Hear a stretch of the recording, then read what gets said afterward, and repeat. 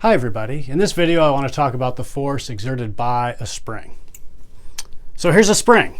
A couple of things interesting about springs. Let me anchor this end of the spring and pull on the other end. So if I pull on the right end of the spring and I pull it to the right, to your right, what's the spring doing? Well, the spring is resisting that pull. It's pulling back to the left, which you can tell if I let this go. All right, so from equilibrium, or from its rest length, if I call like the end of that location right here x equals 0, and then let me take that to be the positive x direction. If I pull the spring in the positive x direction, so I've stretched it in the positive x direction, the force exerted by the spring is in the negative x direction. So that's captured here.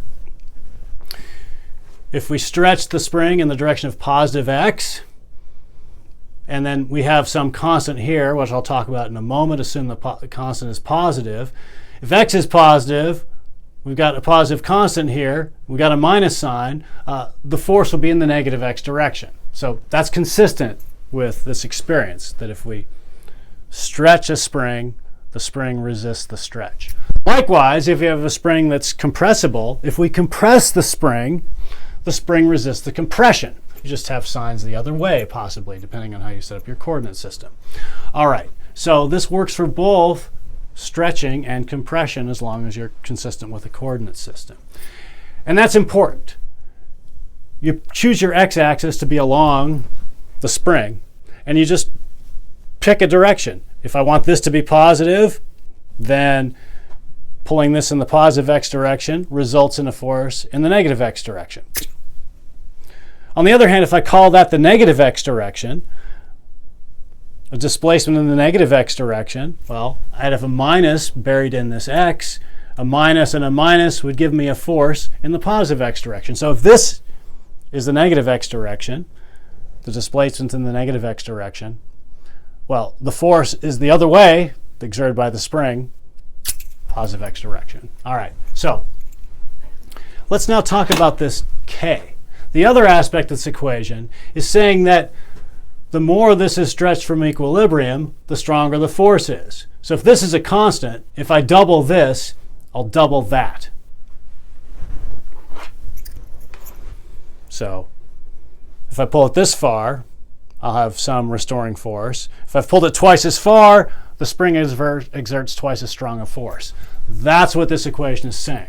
Now, we're not going to prove that. This is an empirical relationship. But what I can do is demonstrate that it checks out in a sort of simple check experiment. So I've set this up. I've already done the measurements beforehand, but I'll use this to illustrate it. I've got a spring hanging here. So this is its, and I'm going to use to index the location. I'm going to use the end of this spring right here. Not the bottom here, but like this last coil.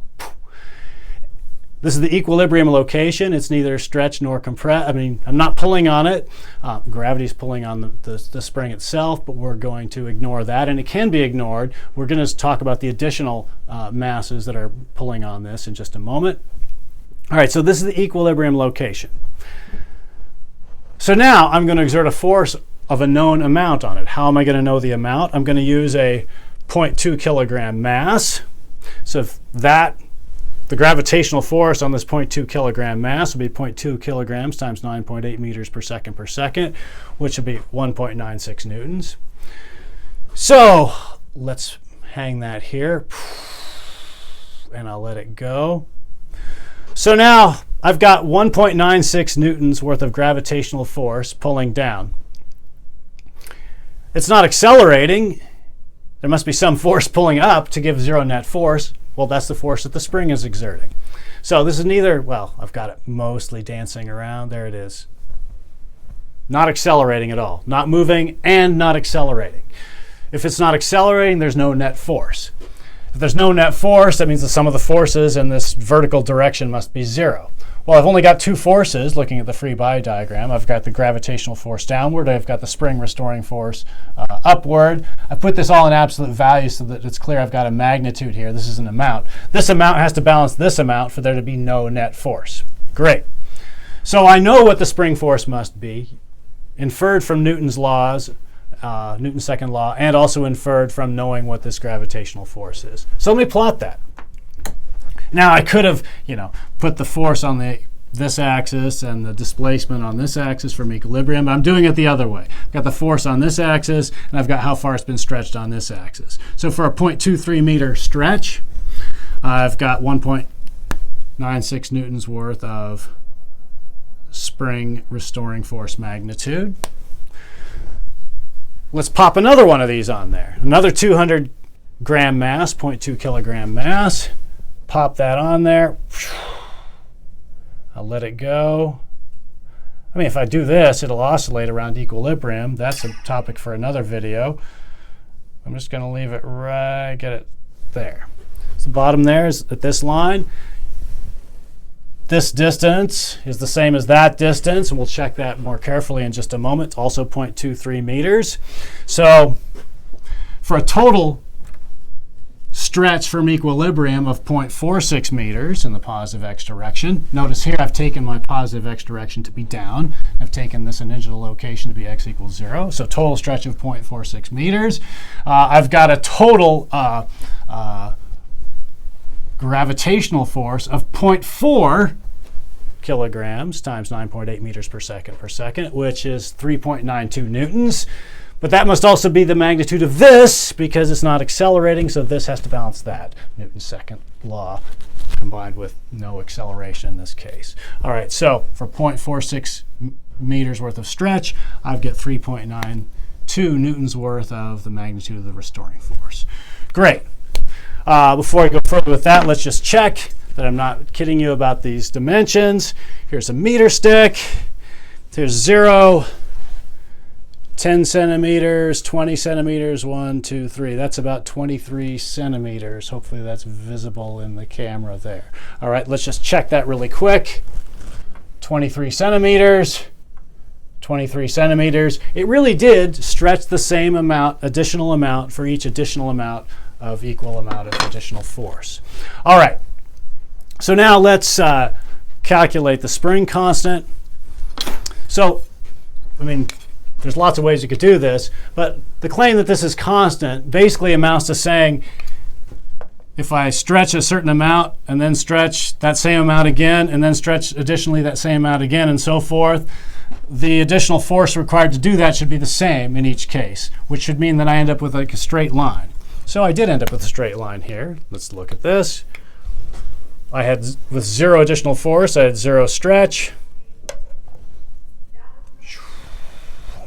All goes through here, nice straight line. The slope of this line will be the spring constant. And there's lots of ways to figure that out. I mean, you could say, well, here's a simple way to do it.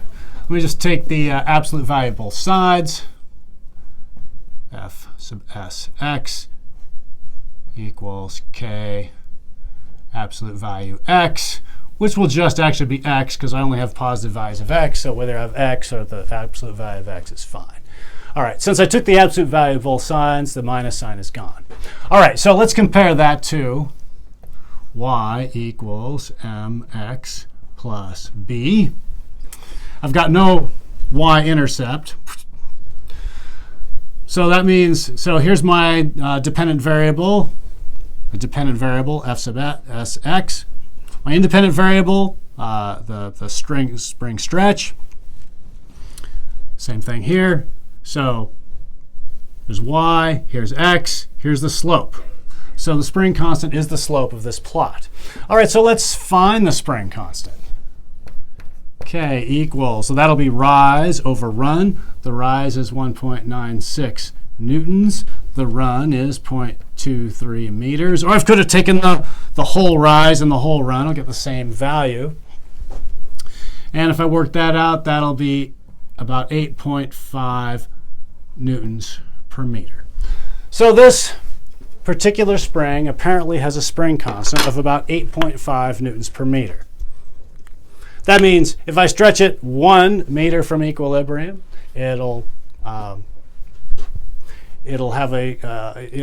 with 8.5 newtons. If I pull 2 meters from equilibrium, it'll pull with double that, about 17 newtons, and so forth. All right. So that's pretty much it. We've talked about the sign. We've talked about the value of the spring constant. The last thing I want to emphasize is once you've got the spring, you found the spring constant for that spring constant is a constant. The spring constant doesn't change for a particular spring. By adding different amounts of mass to the spring, I'm not changing the spring constant. The spring constant is what it is. And it also is the case that if you have a spring that can be both stretched and compressed, that the spring will generally have the same spring constant for both compression and stretching. That's part of that whole model. And it generally works for real springs. So this is a highly idealized equation, but it actually works in a lot of real world situations, including things that you might not really think of as springs at all. Okay, so I think that's about it. Thanks for your attention, and in class we'll do some problems relating to Hooke's law. Thank you.